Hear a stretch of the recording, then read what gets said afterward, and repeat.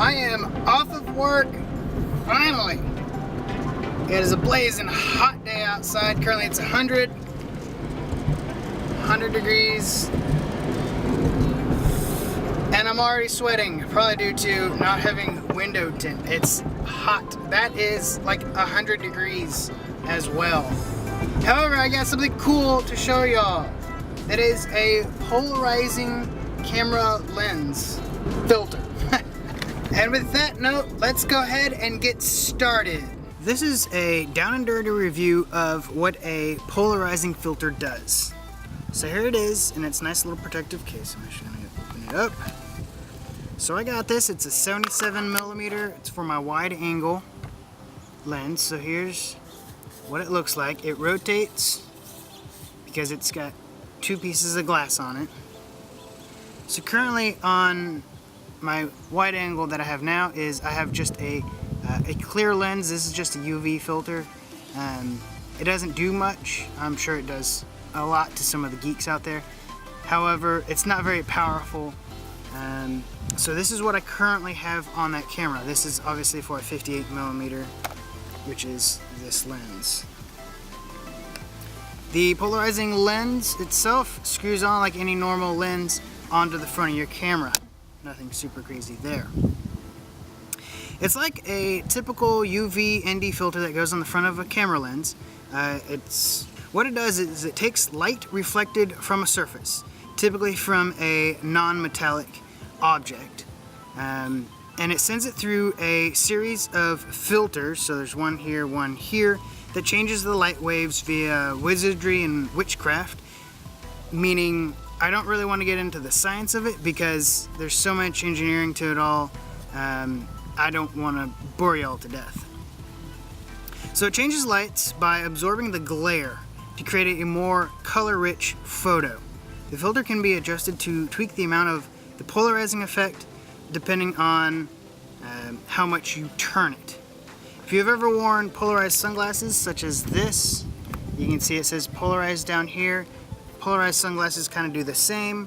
This allows you to adjust the polarizing effect depending on how much you turn it. Do you know that when using this filter, it will reduce the amount of light that gets into the camera's sensor by 1 to 3 stops? So you'll have to account for it by slowing down the shutter speed, which could affect the picture by appearing blurry if you don't hold the camera super steady.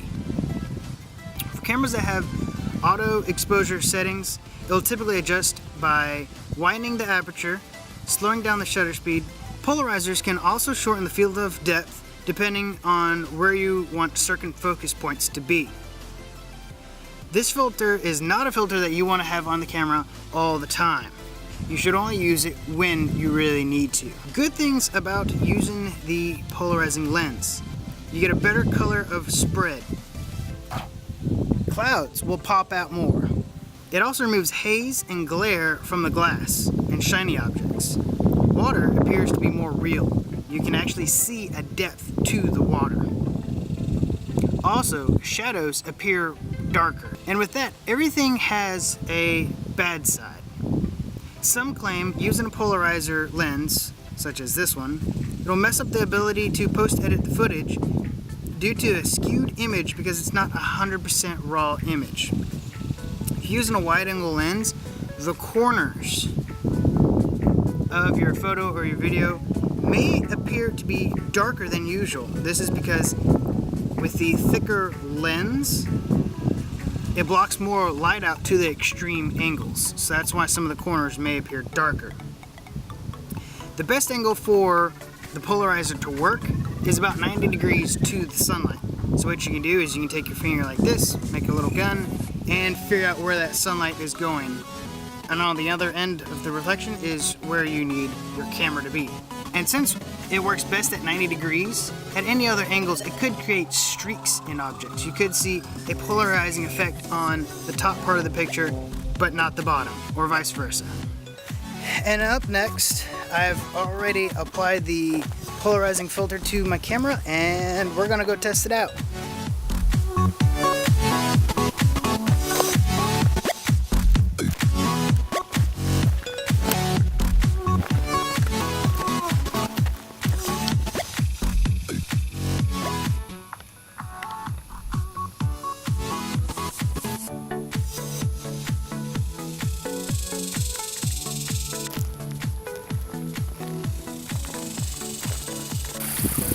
Okay, as you can tell, the sun is right in my face and you're getting a really crappy view back behind me.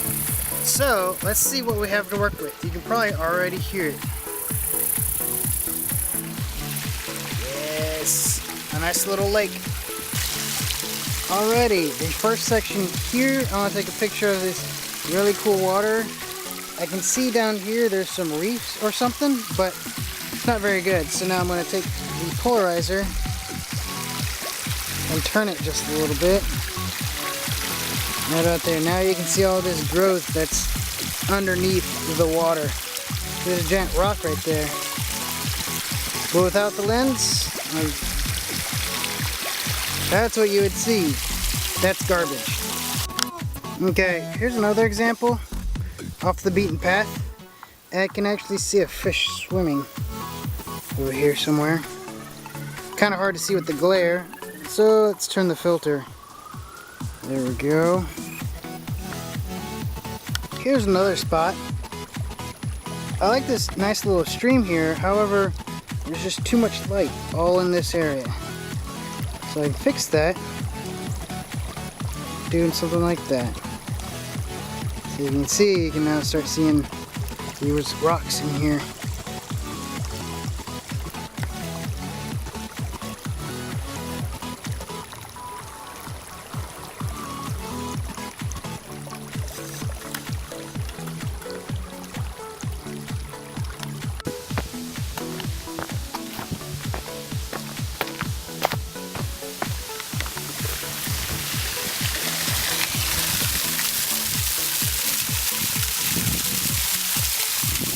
Completely unrelated. That's a snake.